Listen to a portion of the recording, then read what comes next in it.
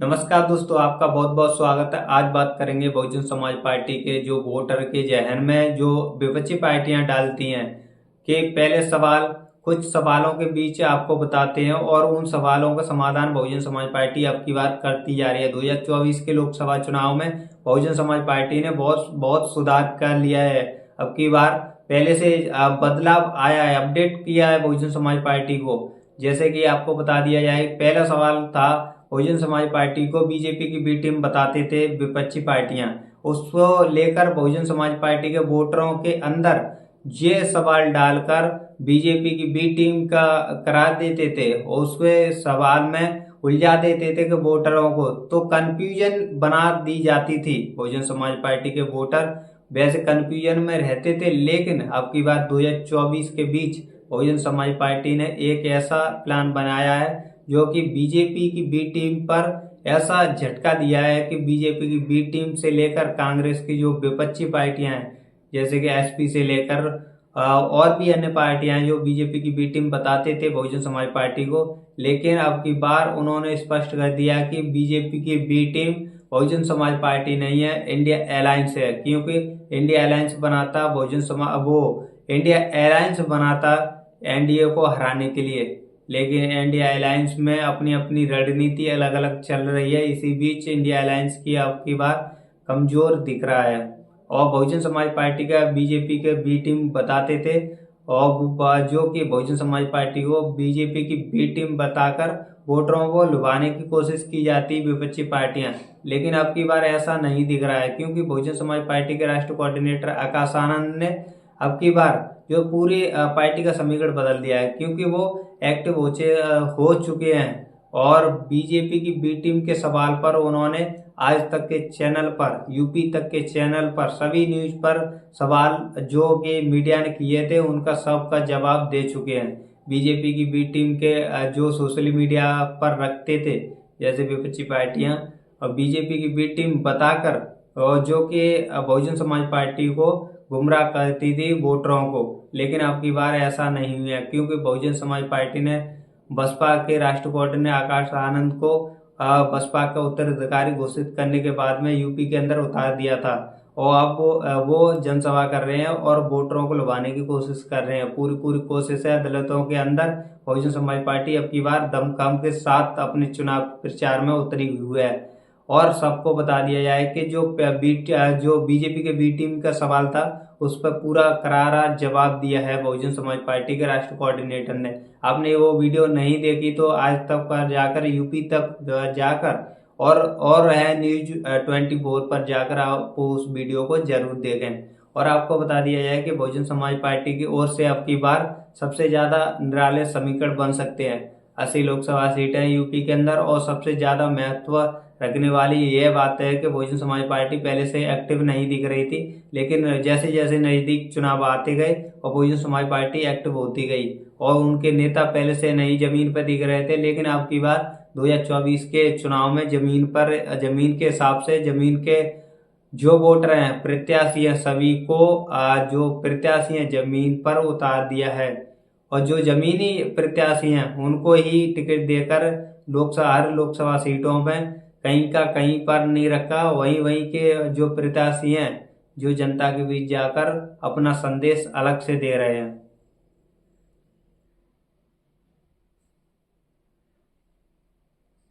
पहला सवाल था बीजेपी की बी टीम का, जो कि हमने आपको बता दिया है। और दूसरा सवाल है, क्या अब की बार बहुजन समाज पार्टी अपने दलितों को साथ पाएगी। तीसरा सवाल है कि बहुजन समाज पार्टी की अब की बार कमजोरी थी, पहले से कमजोरी थी, अब की बार सुधार हो पाएगा। क्या कितना सुधार हो पाएगा बहुजन समाज पार्टी के अंदर और कितना बदलाव ला सकती है बहुजन समाज पार्टी अब की बार। क्या बीजेपी को लेकर, समाजवादी पार्टी से लेकर कांग्रेस से को लेकर बहुजन समाज पार्टी का प्लान सबसे अलग है। क्या अब की बार ऐसा हो सकता है कि बहुजन समाज पार्टी कितनी सीट यूपी के अंदर निकाल सकती है। क्या अब की बार सबसे ज्यादा समीकरण बदल सकते हैं। इसी के सभी को जवाब देते हुए बहुजन समाज पार्टी और उनके जो कि समीकरण हैं, अब की बार बहुजन समाज पार्टी सबसे ज्यादा निराले समीकरण बना सकती है, क्योंकि बहुजन समाज पार्टी ने जो कि बीजेपी की बी टीम पर बहुजन समाज पार्टी के राष्ट्रीय कोऑर्डिनेटर आकाश आनंद ने सबके जवाब दे चुके हैं। और आपको वो वीडियो नहीं देखी है तो आप यूपी तक पर जाकर देखें और आज तक पर जाकर देखें और आप न्यूज़ 24 पर जाकर उस वीडियो को जरूर देखें। और आपको बता दिया जाए कि दूसरा सवाल, क्या दलित पर बचा पाएगी, अपनी पकड़ बना पाएगी फिर से बहुजन समाज पार्टी? हाँ, अब की बार ऐसा दिख रहा है बहुजन समाज पार्टी ने, जो कि प्रत्याशी उतारते हुए बहुजन समाज पार्टी ने सोशल इंजीनियरिंग की फॉर्मूले पर चलकर बहुजन समाज पार्टी की मुखिया बसपा सुप्रीमो मायावती ने अब की बार सबसे ज्यादा समीकरण बदलने की कोशिश की है। दलितों में, जो कि दलित बीजेपी की ओर झुक रहे थे, लेकिन अब की बार बहुजन समाज पार्टी ने अपने भतीजे आकाश आनंद को उतारकर जो नए युवाओं को जोश लाकर जो दलितों को एक साथ जोड़ने की पूरी कोशिश की जा रही है। अब की बार ऐसा होता है तो दलित मुस्लिम का समीकरण बन सकता है। तीसरा सवाल, क्या आपकी बार ऐसा होता है तो कि बीजेपी को डेंट दे सकती है? क्या कांग्रेस और समाजवादी पार्टी के बीच से निकलकर बहुजन समाज पार्टी अब की बार क्या सीट निकाल सकती है?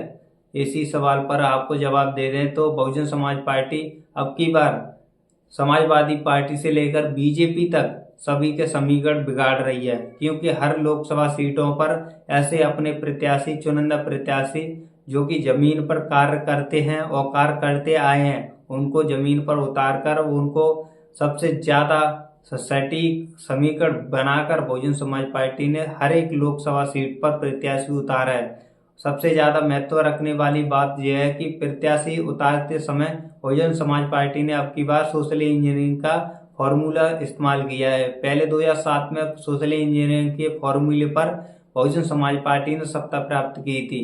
अब की बार भी ऐसा दिख रहा है कि बहुजन समाज पार्टी ने 80 लोकसभा सीटें यूपी के अंदर और 80 लोकसभा सीटों पर अपने सोशल इंजीनियरिंग के फॉर्मूले पर बरकरार सभी को प्रत्याशी को उतारकर बीजेपी से लेकर समाजवादी पार्टी, एनडीए से लेकर एनडीए के गठबंधन तक सभी को झटका देने की पूरी कोशिश की जा रही है।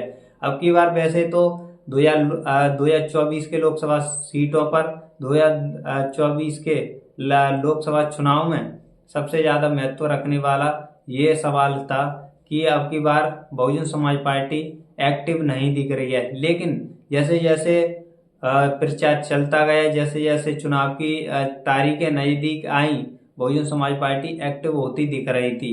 फिर उसके बाद में बहुजन समाज पार्टी के राष्ट्रीय कोऑर्डिनेटर आकाश आनंद यूपी के अंदर उतरे और जनसभा की। उसके बाद में बहुजन समाज पार्टी के मुखिया बसपा सुप्रीमो मायावती भी उतरी जमीन पर और उन्होंने भी रैली स्टार्ट कर दी, अब भी बरकरार हैं। और यूपी के अंदर दमखम के साथ तीसरे नंबर की पार्टी बहुजन समाज पार्टी पहले नंबर पर आने की पूरी कोशिश की जा रही है। ऐसा होता है तो बहुजन समाज पार्टी अब की 2024 के लोकसभा चुनाव में, आम चुनाव में कुछ अलग करने की कोशिश की जा रही है और अलग हो भी सकता है, क्योंकि वोटर्स से लेकर और राजनीतिक गलियारों में चर्चा चलती रहती है और वोटर से लेकर प्रत्याशी तक बहुजन समाज पार्टी ने सभी का समीकरण बैठा दिया है। वैसे तो बहुजन समाज पार्टी का दलित मुस्लिम पर ही पहले फोकस था, लेकिन बहुजन समाज पार्टी ने अब की बार सबसे ज्यादा सवर्ण जो कैंडिडेट हैं उन पर भी दाव लगाया है, मुस्लिम को भी दाव लगाया है और दलित समाज पर भी, SC ST OBC को लेकर, जनरल से लेकर सभी कैंडिडेट को साधने की कोशिश की है, सभी वोटरों को साधने की कोशिश की है। बहुजन समाज पार्टी ने अब की बार सबसे ज्यादा अंदाज एक्टिव दिख रही बहुजन समाज पार्टी, अब की बार सबसे ज्यादा एक्टिव दिख रही बहुजन समाज पार्टी, क्योंकि 2007 से लेकर 12 के बीच जो शासन किया था बहुजन समाज पार्टी ने, उसका प्रचार करते हुए आकाश आनंद जमीन पर बता रहे हैं और वह नए युवाओं को लुभाने की पूरी कोशिश की जा रही है। ऐसा होता है तो बहुजन समाज पार्टी अब की बार 2019 में, जैसे कि 2019 में SP और BSP का गठबंधन था, उस समय पर बहुजन समाज पार्टी के राष्ट्रीय कोऑर्डिनेटर आकाश आनंद नहीं थे और उसके बाद में बहुजन समाज पार्टी के राष्ट्रीय कोऑर्डिनेटर आकाश आनंद 2024 के बीच बनाए गए और 2024 में उनको अपना उत्तराधिकारी भी घोषित कर दिया और उनकी कड़ियां जो थी वो सबसे ज्यादा निराली दिखने लगी, क्योंकि सोशल मीडिया में आकाश आनंद छाए हुए हैं और बीजेपी और कांग्रेस पर दोनों पर जमकर बरसते हैं आकाश आनंद। अब की बार ऐसा होता है तो समीकरण बहुत बदलते हुए दिखेंगे। एक दर्जन से ज्यादा प्रत्याशी बीएसपी ने और बीजेपी के खिलाफ उतार दिए। उससे भी ज्यादा समाजवादी पार्टी इंडिया अलायंस को झटका है। बीजेपी को और इंडिया अलायंस को दोनों को झटका देने के लिए बहुजन समाज पार्टी ने अब की बार फूक फूक कर कदम रख रही प्रत्याशियों को उतार रही है। ऐसे पहले तो ऐसे ही उतार दिए जाते थे, क्योंकि अब बहुजन समाज पार्टी की मुखिया बसपा सुप्रीमो मायावती अकेली पड़ जाती थी, लेकिन अब की बार राष्ट्रीय कोऑर्डिनेटर आकाश आनंद और अब की बार सभी समर्थक और प्रत्याशी कार्यकर्ता जोर शोर से लगे हुए हैं। पहले तो बहुजन समाज पार्टी का ग्राफ गिरता रहा था, अब की बार ऐसा नहीं दिख रहा है। बहुजन समाज पार्टी का ग्राफ अब की बार बढ़ सकता है। वोटरों के बीच जाकर बहुजन समाज पार्टी के कार्यकर्ता और नेता सभी अपने अपने प्रचार में लगे हों, उनको समझा रहे हैं, बहुजन समाज पार्टी का प्लान बता रहे हैं, बहुजन समाज पार्टी के पूरा समीकरण बता रहे हैं और बहुजन समाज पार्टी का जो कि 5 साल का कार्यकाल था उसके प्रचार कर रहे हैं, उनमें सब चीज बता रहे हैं। सोशल इंजीनियरिंग के फॉर्मूले पर बहुजन समाज पार्टी अब की बार यूपी के अंदर कुछ अलग करने वाली है।